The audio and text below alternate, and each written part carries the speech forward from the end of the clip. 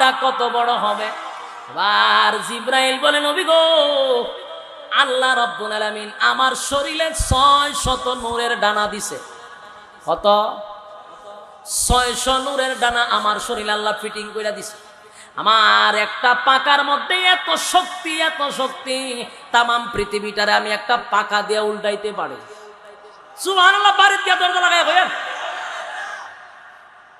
জিব্রাইলের একটা পাকার মধ্যে এই পরিমাণ শক্তি, পৃথিবীটারে আমি উল্টাইতে পারবো, তার কোনো ক্লান্তি আসবে না। আল্লাহ রাব্বুল আলামিন বলেন, জিব্রাইল বলেন, নবী গো, এত শক্তি আমার একটা নূরের ডানার মধ্যে। আমি আমার মালিককে জিজ্ঞাসা করছিলাম, মালিক, আমি তো সিদরাতুল মুনতাহার থেকে নিয়া একেবারে 7 তবক জমিনের নিচে আমার একটা পাকা দিয়া যদি আমি ভ্রমণ করি, আমার শরীরে পাকাতে কোনো দুর্বল লাগে না, ক্লান্তি আসে না, তাহলে আপনি আমার 600 পাকা কেন দিলেন? আর 600 পাকার আমি একটু শক্তি দেখতে চাই। সুবহান, এক পাকা দিয়া যদি দুনিয়া উল্টাইতে পারে, তাহলে 600 পাকা কোন জায়গায় ব্যয় করব? এবার জিবরাইল আলাইহিস সালাম বলেন, আমি আমার মালিককে বললাম, আমার 600 পাকার শক্তি আমি একটু দেখতে চাই। আমি সাথে সাথে সিজদায় পড়ে গেলাম আর আল্লাহর কাছে দরখাস্ত করলাম। আমার আল্লাহ বলেন, ফেরেশতারে বললেন, এ জিবরাইল, তুমি জান্নাতটা ঘুরতে দিয়ে আসো। এবার জান্নাত ভ্রমণ করলেন, জাহান্নাম ভ্রমণ করলেন, 7টা জাহান্নাম 8টা জান্নাত ভ্রমণ করার পরে 2টা পাকারও কোনো ক্লান্তি আসে নাই, এক পাকা দিয়েই সব শেষ করে ফেলাইছে। সুবহান, কোনো ক্লান্তি না। এবার আবার সিজদায় পড়ে বলেন, মালিক, 2টা পাকা দিয়া আমি জান্নাত জাহান্নাম দেখলাম, সব দেখলাম, আমার কোনো ক্লান্তি আসলো না। তাহলে 600 নূরের পাকা আমার শরীরে ফিটিং করলাম, এইটার শক্তি আমি কোন জায়গায় দেখবার, কেমনে দেখব? সিজদায় পড়ি আল্লাহর দরবারে দরখাস্ত করে গো, আল্লাহ রাব্বুল আলামিন বলেন, এমন একটি জায়গায় তোমারে পাঠাচ্ছি, সেটা তুমি ভ্রমণ করো। এটা হলো যেখানে আমি বান্দাদেরকে লইয়া মাহফিল করব। জোরে জোরে কোন সুবহান। এবার জিবরাইল আলাইহিস সালাম 2টা নূরের পাকা দিয়া প্রথম শুরু করলো। এবার এমন ভাবে উঠতে লাগলো, উঠতে উঠতে উঠতে এক পর্যায়ে জিবরাইলের 2 পাকার মধ্যে ব্যথা হয়ে গেছে, ক্লান্তি চলে আসছে। পরের 2 পাকা ছেড়ে দিল, আবার ঘুরতে লাগলো, আবার ক্লান্তি আসলো, আবার 2 পাকা ছাড়লো, আবার ভ্রমণ করতে লাগলো, আবার ক্লান্তি হলো। এইভাবে একে একে 600 নূরের ডানা পর্যন্ত একইভাবে ব্যথায় ব্যতীত হয়ে গেছে, ক্লান্ত হয়ে গেছে। এবার জিবরাইল আলাইহিস সালাম আল্লাহর কুদরতি পায়ে সিজদায় পড়ে বলে, মালিক, 7টা জাহান্নাম ভ্রমণ করলাম, 8টা জান্নাত ভ্রমণ করলাম, কুল কায়নাত আমি ঘুরলাম আমার 2 পাকার দ্বারায়, আর 600 নূরের পাকা দিয়া আমি তোমার ওই মাঠটা ঘুরতে লাগলাম। একে একে 600 নূরের ডানায় ব্যথা হয়ে গেল। মাবুদ গো, আমি আর সামনে আগাইতে পারতেছি না, আমি ক্লান্ত হয়ে গেছি। আমি আপনার কাছে একটা জিনিস জানতে চাই গো মালিক,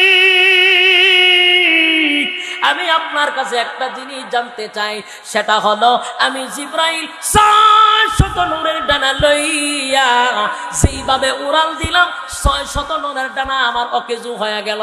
আমি জানতে চাই আপনার ওই মাঠটা আমি কতটুকু দৌড়তে পারছি।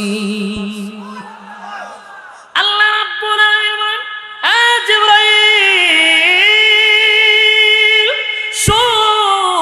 600 নূরের ডানা দিয়া তুই দৌড় মারছস, 600 ডানা তোর কেজু হয়ে গেছে। জানোস তীরে জিবরাইল কতটুক পর্যন্ত তুই ঘুরছস? আমার ওই জান্নাতের যে মাহফিল হবে যে মাঠে, ওই মাঠের 4 ভাগের একটা কোণা পর্যন্ত শেষ করতে পারস নাই। এই একটা জবান বন্ধ রাখবেন, আল্লাহু আকবার বলেন। এর জোরে বলেন আল্লাহু আকবার। এর যুবক ভাই আল্লাহু আকবার বলেন। ওই মাঠে আমার আল্লাহ মাহফিল করবে শুধুমাত্র বান্দাদেরকে দেখানোর জন্য। আল্লাহ রাব্বুল আলামিন প্যান্ডেল করবে নূর দিয়া, স্টেজ বানাইবে নূর দিয়া। আল্লাহ 3টা চেয়ার রাখবে, মানুষগুলি তাকায়া থাকবে। আল্লাহ অর্ডার দিবে, আরে ঘরে জিলমা আমার বান্দাগুনি দুনিয়ার জমিনের চাঠারের মধ্যে বৈশা বৈশা কোরআন তেলাওয়াত শুনছিল, কোরআনের আলোচনা শুনছিল, দাঁড়াইয়া শুনছিল, বৈশা শুনছিল। গোটা জান্নাতে আমার আল্লাহ ঘোষণা করে দিবে, আমার এক একটা বান্দার জন্য এমন একটা সিংহাসনের ব্যবস্থা করো যেই তামাম পৃথিবী বিক্রি করলেও একটা চেয়ারের পায়ার সমতুল্য হবে না। এবার এক একটা বান্দার জন্য এক একটা চেয়ার, সবাই চেয়ারের মধ্যে বৈশা থাকবে আর আফসোস করবে তিনটা চেয়ার কেন খালি গো, কারা আসবে কারা বসবে। হঠাৎ করে আল্লাহ রাব্বুল আলামিন বলবেন, আমার দাউদ কই রে, দাউদ একটু আইসা বিশেষ অতিথির জায়গায় বসো। সমস্ত মানুষগুলা দাউদ পয়গম্বররে দেখে আফসোস করবে আর বলবে, হায় আফসোস, হায় আফসোস, হায় আফসোস, দাউদ পয়গম্বরের কত দাম একটু তাকায়া দেখো, আমাদের নবী কোথায় রে। আজকে দাউদ নবী ওই চেয়ারের মধ্যে বৈশা গেল, সবাই আফসোস করতে থাকবে দাউদ পয়গম্বরের কত দাম। অন্যান্য নবীরা স্টেজের একেবারে পিছনে বসা, এই তিন চেয়ারের কাছে দাঁড়ায়ও নাই, নবীরা বৈশা রয়েছে সিরিয়াল বাই সিরিয়ালে সব স্টেজে, আর বান্দা সব মাঠে। এবার আল্লাহ রাব্বুল আলামিন বলেন, প্রধান অতিথির স্থানে আসন গ্রহণ করবেন আখির জামানার শেষ পয়গম্বর নবী মুহাম্মদুর রাসূল সাল্লাল্লাহু আলাইহি ওয়াসাল্লাম। মানুষগুলো পাগল হয়ে যাবে গো, আল্লাহর পয়গম্বরে প্রধান অতিথির জায়গা বসাইছে। এবার একটা চেয়ার তো খালি রয়ে গেল, মানুষ পাগল হয়ে গেল, ওই চেয়ারে কে বসবে রে? সভাপতির আসনে আমার আল্লাহ স্বয়ং বসবে, জোরে কোন সুবহান। এবার রব্বি কারীম বলেন, বান্দারা বলতো দেখি তোদের আর চাওয়া পাওয়া আছে? এবার মানুষগুলি বলবে, মালিক রে, এর থেকে বড় নিয়ামত আর কি হতে পারে? যেই মাত্র আল্লাহর দিকে তাকাইবে হাজার হাজার বছর চলে যাবে, বান্দাদের কোনো খবরই থাকবে না, খবরই নাই। আল্লাহর দিকে তাকাইয়া বান্দার খবর নাই। আল্লাহ বলেন, হুশ ফিরায়া চোখ নিচের দিকে রাখ। এবার বলবে, আর কোনো চাওয়া পাওয়া আসেনি। মানুষগুলি বলবে, এর থেকে বড় নিয়ামত কি আর হইতে পারে নাকি? আল্লাহ কয়, বেটা এখনো শুরু হয়েছে না। সুবহানাল্লাহ, এখনো শুরু হয়েছে না। শেষ শুরু করবে কি দিয়া? মিকাইল আলাইহিস সালাতু ওয়াস সালাম সঙ্গীত গাইব। সঙ্গীত ওখানে সঙ্গীত না, হামদে বাড়ি তালা হবে, আল্লাহর প্রশংসা নিয়ে সঙ্গীত। সুবহানাল্লাহ। আল্লাহ রাব্বুল আলামিন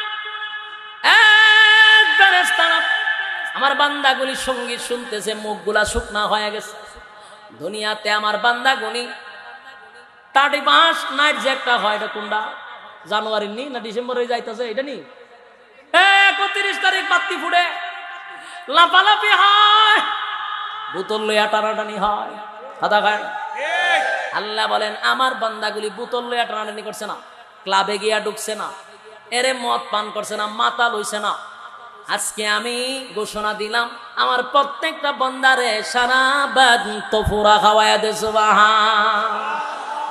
এক গ্লাস পিঠা দিবে, খাইবেন আর তালে তালে সঙ্গীত শুনবেন। সুবহানাল্লাহ। লম্বা ঘটনা, আমি ওই পর্যন্ত যেতে পারবো না, সময় খুব কম। লম্বা সময় দেওয়া লাইছে আপনারা, আপনারাও বিরক্ত হইতাছে, এত লম্বা সময়ের দরকার নেই। শেষ করতেছি, আমি সংক্ষেপে বলি। এখন দেখা যায় সঙ্গীত শেষ, কোরআন তেলাওয়াত শুরু হইব দাউদ পয়গম্বর দিয়া। সুবহানাল্লাহ। জবুর কিতাবের যার উপরে নাজিল হয়েছিল সে কোরআন তেলাওয়াত করবে, বিশ্বনবী করবে, এরপরে আল্লাহ করবে। সুবহান। বানাইছি না, নিষ্প্রয়োজনে বানাইছি না।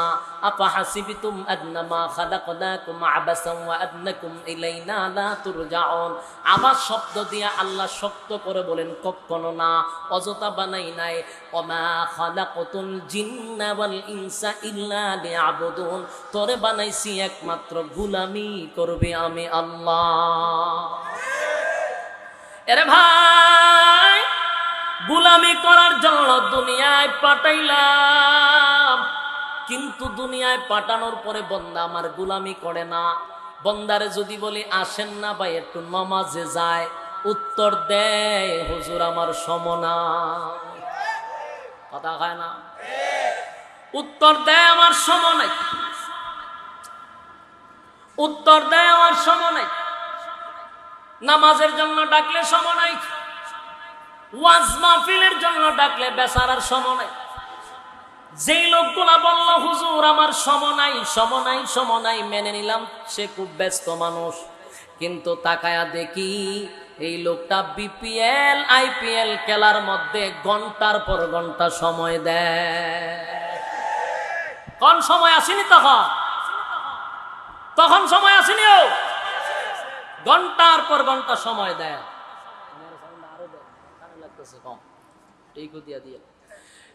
সময় আছে না নাই?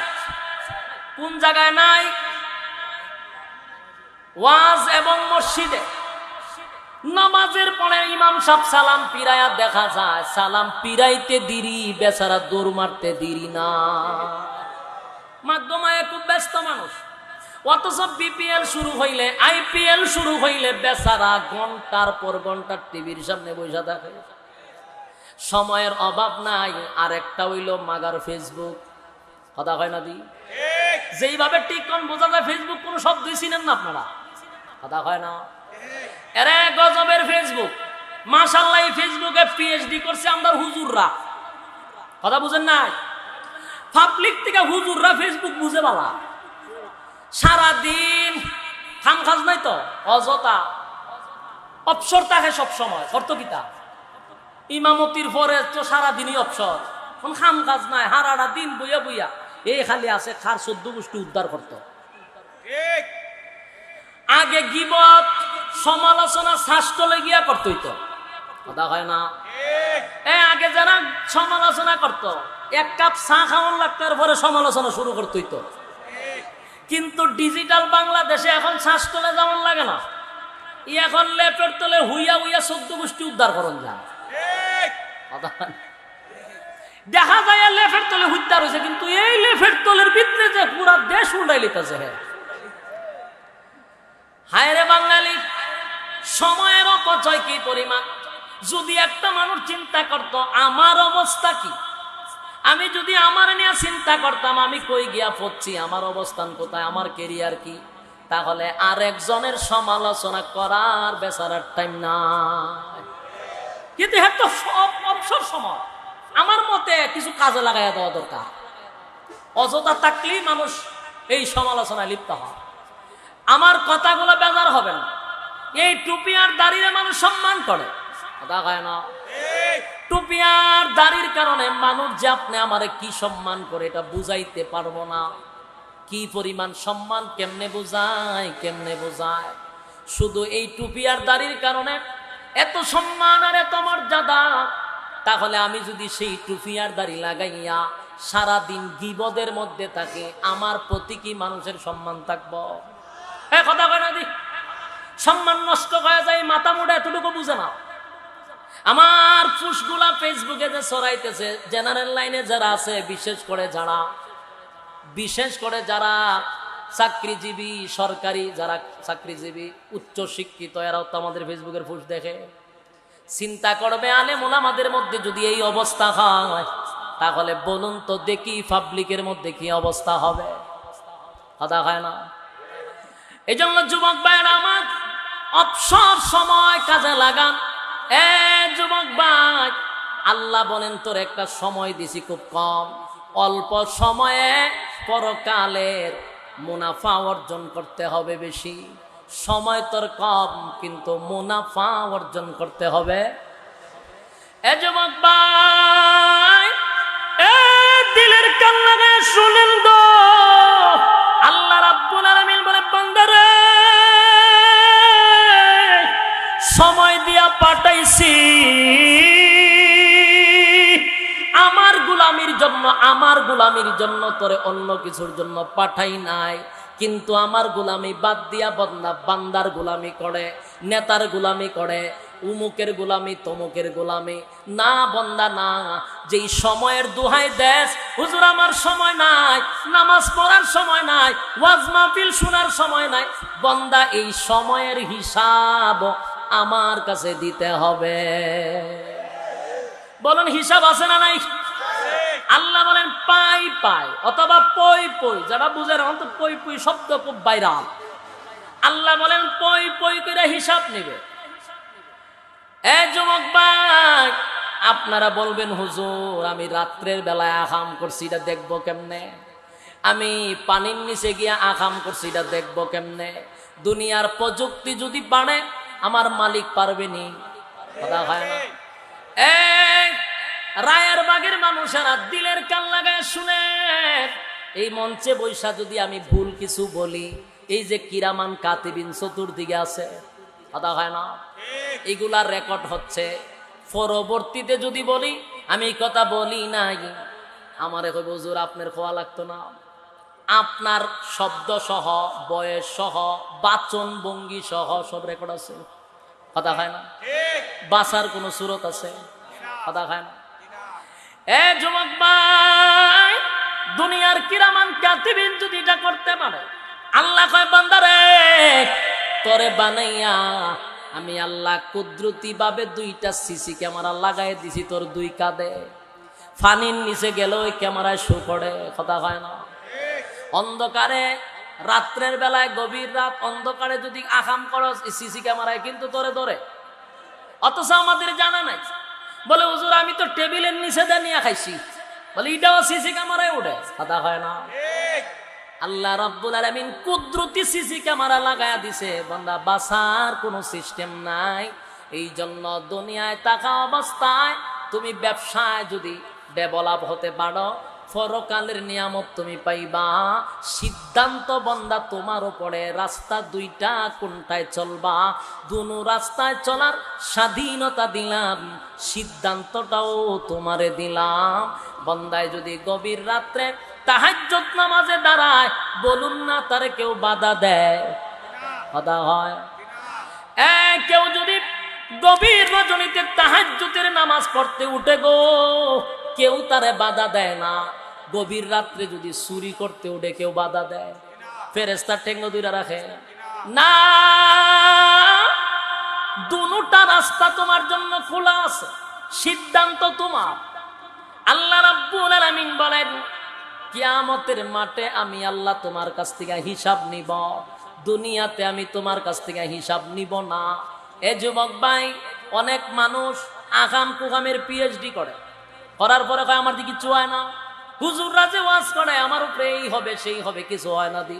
আল্লাহ কয় বান্দারে, পরীক্ষার হলের ভিতরে ছাত্র ভালো লেখারও স্বাধীনতা আছে, ভুল লেখারও স্বাধীনতা আছে।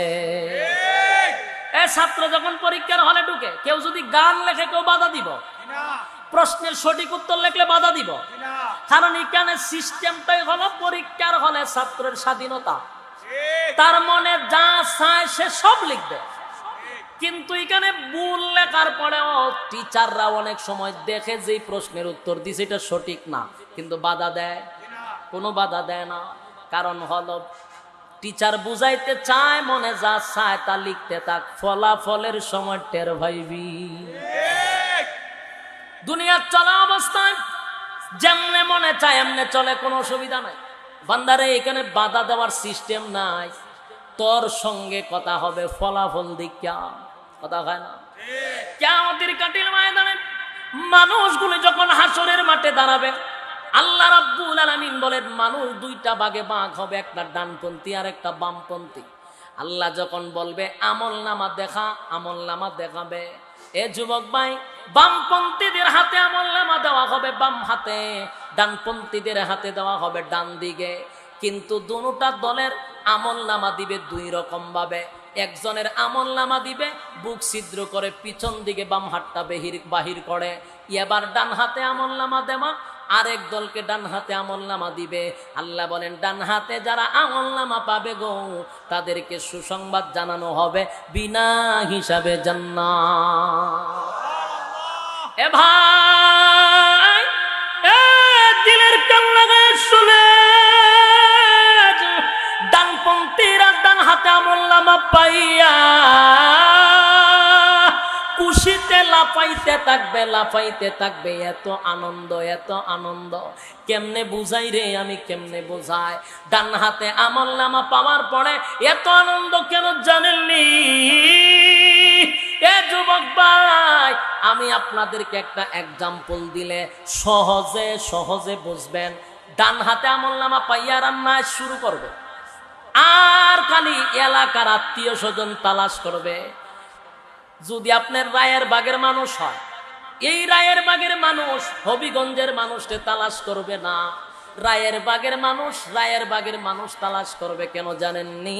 আমি যে ডাইন হাতে আমলনামা পাইছি রে, এটা আমার আত্মীয় স্বজনদের একটু দেখায়া দেই। আমি যে ডাইন হাতে আমলনামা পাইছি, এলাকার মানুষ দেখলে তার মনে খুশি হয়। এটা এক্সাম্পল দিলে সহজে বুঝবেন। মনে করেন আপনারা এই স্টেজে খতম নবুয়ত যদি এমপি মন্ত্রী কেউ আসে, ঠিক না? অথবা মনে করেন গ্রামেও একজন মানুষ এমপি সাহেবের দাওয়াত দিছে, মন্ত্রী সাহেব আইছে, আওয়ার পরে স্টেজে উঠার পরে সাংবাদিক থাকেনি, কথা হয় না। এগুলো তো আন্তর্জাতিক মিডিয়া না, কিছু আন্তর্জাতিক মিডিয়া থাকে, কথা হয় না। আন্তর্জাতিক মিডিয়া থাকে, পত্রিকা নিবার রিপোর্ট নেওয়ার লাগে অনেক সাংবাদিকরা বসে থাকে, ঠিক না? তো এমপি সাহেব যখন স্টেজে উঠে তখন দেখবেন এলাকার কিছু ছোট নেতা, বড় নেতা, আমরা গ্রাম্য ভাষা কয় ফাতি নেতা, এই ছোট নেতা বড় নেতাগুলিও চিন্তা করে আমার এলাকাতে এমপি সাহেব আছে, আমি যে এলাকার একটা নেতা, এটা গ্রামবাসীরা কেমনে বুঝাইতাম। তখন এ কি করে, স্টেজের মধ্যে ঠেলায়া ডেক্কায়া উঠে, কথা হয় না, ঠেলায়া ডেক্কা যে উঠে। আবার ওই যে এমপি সাহেবের সাথে তো আবার বড় বড় আন্তর্জাতিক নেতাও আসে ঢাকার থেকে, গ্রাম অঞ্চল গেলে। তো এখন ফাতি নেতা সহজে স্টেজে উঠতে পারে না, এরপরে বেড়ার তো এলাকা তারপরে কোন রকম স্টেজ উঠতে পারে না, উঠতে আবার সামনে যাইতে পারে না, কারণ এমপি মন্ত্রী সাহেবের পিছনে আবার আরো লোক কিছু আছে, হেরার জন্য হে আবার একেবারে সামনে যাইতে পারে না। তখন হে কি করব, কতক্ষণ পরে খালি এমনি দেয়, মাথা খালি এইভাবে তুলে।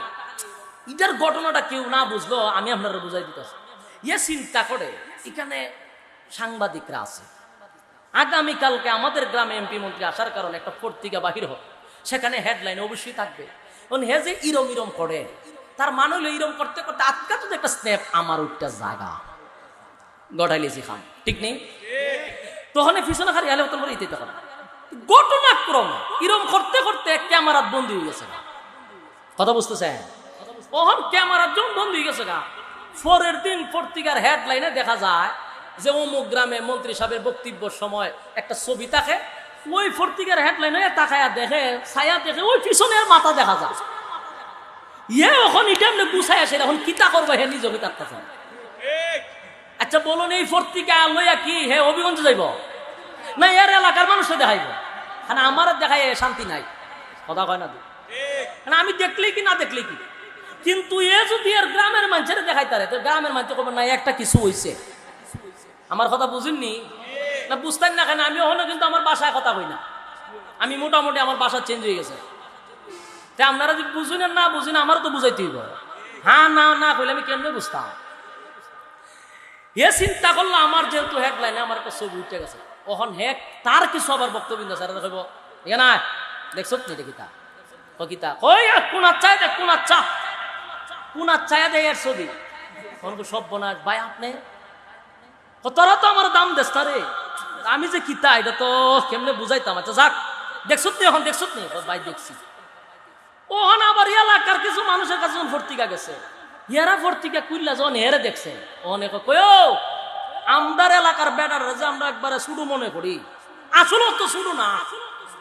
কে রে কই দেখো পত্রিকা হেডলাইন, ওই যে আমরা বাড়ির সুমন মিয়ার নাম, আসলে বেটা শুরু মুড়ু না, অনেক বড় নেতা, আমরা চিনলাম না। ওহন এ রাস্তা দিয়ে বাইরিলে মনে মনে অনেক কিছু সে কথা কর না, আনন্দ লাগছে নিয়ে। আচ্ছা এই পত্রিকা আমার দেখাইলে কামইব, আমার এলাকাতে দেখাইলে কামইব, এর এলাকার মানুষ দেখলে এর মূল্যায়ন করবো, এর লিগে হেসা এলাকার মানুষকে দেখায়, কথা হয় না?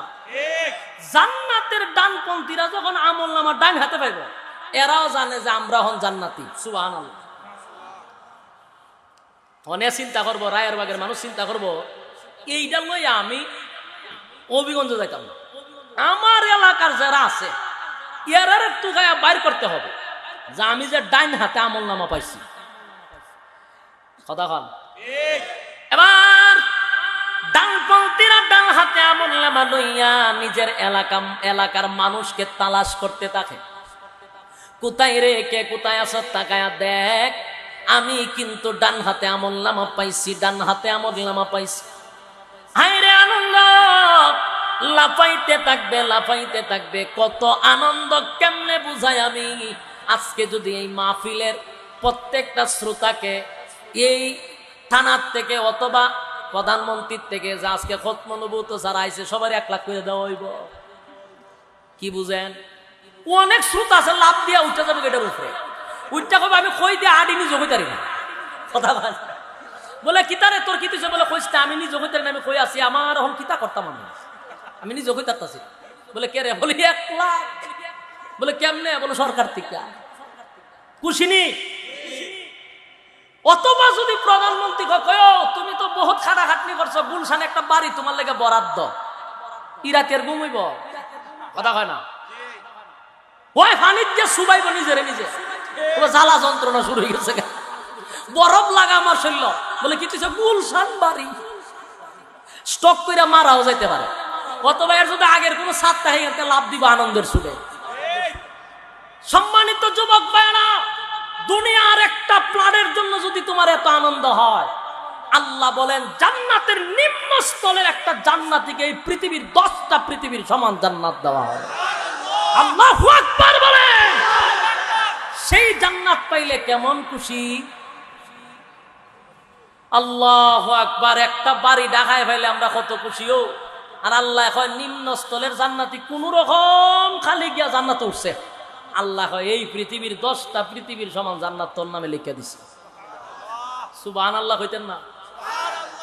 এই সমস্ত কথা শুনলে জুড়ে কইবেন, কারণ আনন্দে বলবেন সুবহানাল্লাহ। আপনার এই সুবহানাল্লাহর কলিজার থেকে হয়তো আল্লাহ পছন্দ করে লইতে পারে। এবার জান্নাতের ডাল হাতে আমলনামা পাইয়া আনন্দের সুরে লাফাইতে থাকবে। এবার ডান হাতে আমলনামা পাইয়া জান্নাতের ভিতরে যখন বান্দায় ঢুকবে, এই পৃথিবীর 10টা পৃথিবীর সমান জান্নাত। জান্নাতের ভিতরে ঢুকার পরে আল্লাহ একটা সালাম দিবে। জোরে কোন সুবহানাল্লাহ। এ চতুর্দিকে তাকায় কইব ঘটনা কি, তা সালাম কোথার থেকে আসে রে? এমনি আওয়াজ আসবে, বান্দা রে আর কেউ সালাম দেয় না, আমি স্বয়ং আল্লাহ তোরে সালাম দিছি। রব্বে কারীম বলবেন বান্দা শুন, জান্নাত তো পাইছস, নিয়ামত তোরে দিব, কিন্তু এমন কিছু নিয়ামত দিব রে, এমন কিছু নিয়ামত দিব যা দুনিয়াতে কোনোদিন চাইলো পাইতি না। আমার নবী রাসূলগণ চাইলো তাদেরকে দিতাম না। সুবহানাল্লাহ। নবী রাসূলরাও যদি দুনিয়া চাইতো এই জিনিসগুলো আল্লাহ কয় দিতাম না। এই জিনিসগুলা তোমার আমি জান্নাতের ভিতরে না চাইতেই দিব। জোরে জোরে কোন সুবহান। না চাইতে আল্লাহ দিবে। তাহলে কি দিবেন? 1 নম্বর নিয়ামত গুলা শুনেন, একবার একটু মনোযোগ দিয়ে শুনেন। আল্লাহ না চাইতেই কিছু নিয়ামত দিব যেটা দুনিয়াতে আমাদের চাহিদা আছে কিন্তু আমরা পাইতাম না। চাইলো কাম হবে না, নবী রাসূলরা চাইলো পাইতো না। সেই জিনিস আমার আল্লাহ না চাইতেই জান্নাতে দিবে। এটা আলাদা কিছু নিয়ামত। সুবহানাল্লাহ। 1 নম্বর হলো জান্নাতের ভিতরে আল্লাহ বলেন জান্নাতের ভিতরে ঢোকার সাথে সাথে আর কোনোদিন তুই বৃদ্ধ হবি না। আমি আপনারা একটা কথা কই, যদি 10টা পৃথিবীর সমান জান্নাত আপনি পান আর আপনি যদি বুড়া থাকেন, লাভ আছে না? মনে মনে করবেন পাইলাম কিন্তু লাভ হইল না। যেমন আমি আপনারা মনে করি এখানে যদি 70 বছরের একজন মুরব্বীরে প্রধানমন্ত্রী মন্ত্রিত্ব দিয়া দেয়, এই লোক মন্ত্রিত্ব ভাবার পরে জিগায় তার আত্মীয়, ভাই চাচা আপনি তো মন্ত্রী গেছেন না, কইস না রে খবরটার মধ্যে টাটা করছে, মন্ত্রিত্ব দিছে ঠিক যৌবন খালে দিছে না রে, এই সময় দিল না, ওখান দিছে, আমার ব্যাটারিতে চার্জ নাই, মন্ত্রিত্ব দিয়ে কি তা করতাম কথা কথা যুক্তি আসেনি। তোমার ব্যাটারি 70 বছরের মাথা দিয়া দিছে মন্ত্রিত্ব, অনেক কয় আমার দিছে তো দিছে, যৌবন খালে যদি দিত কুবা শামসুর মতো কুবাই কথা এমন একটা টাইমে দিছে রে ব্যাটারির চার্জই নাই, ফাইয়ে কিতা করতাম, ফাইও না ভাবার মতো কথা কন। আল্লাহ আপনার জান্নাত 10টা পৃথিবীর সমান জান্নাত দিল, যদি বুড়া বানাই দে কি আর গেল কিতা। আল্লাহ কয় আমি জানি দুনিয়ার জমিনে কেউ বুড়া হইতে চাস না, এটাও আমি আল্লাহ জানি। কেউ বুড়া হইতে চায়? এইখানকার মানুষকে বৃদ্ধ হইতে চায়? জি বলো না।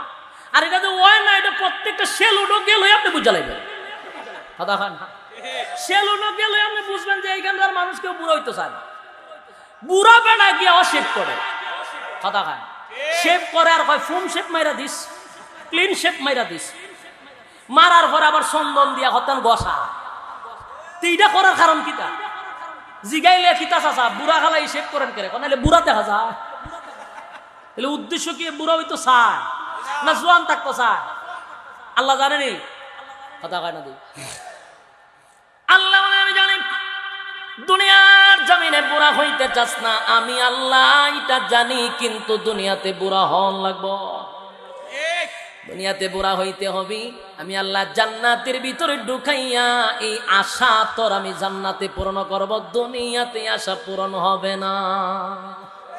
জান্নাতের ভিতরে যাওয়ার পর কোন কোন রিওয়ায়াতে আসছে 24, 19, আবার আসছে 32। মনে করেন 30 বছরের টাটকা যুবক আল্লাহ বানায়া দিবে, পুরা ভরপুর যুবক। অসুবিধা আছে? কথা কয় না দি। আল্লাহ বলেন পুরা তোরে আমি 30 বছরের যুবক বানায়া দিব। এবার জান্নাতের ভিতরে ঢুকছে 30 বছরের যুবক, বলে হুজুর যদি আবার বাইরে জায়গা। জান্নাতের ভিতরে ঢোকার পরে 30 যদি আল্লাহ বয়স দেয়, জিন্দিগিতে 31 হবে না। খুশি নি আপনারা? 30 বছর হওয়ার পরে 31 হবে না গো। এটা 30 গিয়াতে থামবো, বাড়বেও না কমবেও না। এটা হলো একটা নিয়ামত। দুনিয়াতে চাহিদা সবার ছিল। 2 নম্বরে হলো এখন বুড়া হইলাম না ঠিক, কিন্তু বডি যদি আমার মতো হয়, আমি আশরাফির মতো যদি বডি হয়, এই বডি দিয়ে কিতা করবে? অনেকে দুনিয়াতে চায় বডি হইতো জিম করা বডি, যে কথা হয় না, সাক্কা সাক্কা হয়ে যাবে এমনি দিলে। ইতাও বলি চা না, আমি যদি ইতা করি কোনো কাম হইব নি? আমার যে বডি তা করলে কোনো লাভ নাই। সুতরাং অনেকে দেখছি এমনি দিলে কেন সাক্কা হয়ে যাবে, একটা পাহাড়ের মতো টিলা হয়ে যাবে। এ বুঝাইতো চাই যে কিতা এই যে বডি বানায় মানছে, মানে এই বডি সবার কপালে জুড়ে, কথা কয় না। আমি আরা দিন ছিলেন আমার এই বডি, আর বডি তা বানাইতে গেলে সময় আমার নাই। বাবা তোর বডির দরকার, আমি যেমনি আছে এমনি বালা, কথা কয় না। তাহলে আফসোস আমারও আছে, কিন্তু আমি হুজুর দিকে আমার এই আফসোস নাই, অবশ্যই আছে মনে মনে, আমারও মন চায় আমি যদি তাইতে করতাম, কথা কয় না। কিন্তু লাভ নাই, সময়ও নাই, সুযোগও নাই, তা বডিও করলে লাগে না। মনে মনে যে আশা সেটা আল্লাহ জানেনি, আল্লাহ দুনিয়াতে পূর্ণ হবে না। আমি জান্নাতে তোরে বডি দিব। কেমন বডি? বলে এক একজনের লম্বা হবে 60 হাত। আপনারা যেই ভাবে সুবহানাল্লাহ কইছেন বোঝা যায় রায়ের বা কয়েকজন আছে রে। আশ্চর্যের বিষয় না, 60 হাত লম্বা হবে। সুবহানাল্লাহ কোন করে 60 হাত লম্বা মানুষটা যদি আমরা খার ওইটা কিতা বুঝে? 60 হাত মানুষের সিনাটা হতেন বড় হইব। আমি কি গুরুস্থান ওয়াজ করি নাকি? আল্লাহ ওই 60 হাত মানুষের বুকটা কতখান হবে? মিনিমাম না হইলে 15 হাত হইব। সুবহানাল্লাহ সুবহানাল্লাহ। এরকম বডি মানুষ যদি টাকার হয়, 60 হাত মানুষটা যখন এমনে দিব, কিতা বুঝে? কথা কয় না। এটা তো একটা বহুত পাহাড়ের মতো হয়েছে বলা। ওই সময় এমনি দিয়ে 60 হাত লম্বা বানাইব, বডিটা এই বিয়ারের ফাঁস হইব। আবার বয়স কত বাড়ব কমব জাগাত, বডি যেটা বাড়িব। আবার অনেকের আছে বডি বডি বালা হয়, কিন্তু 50-এর পরে গেলে আমনে আমনে চামড়ার ডিল হয়ে জায়গা, ঠিক নেই? চামড়ার ডিল।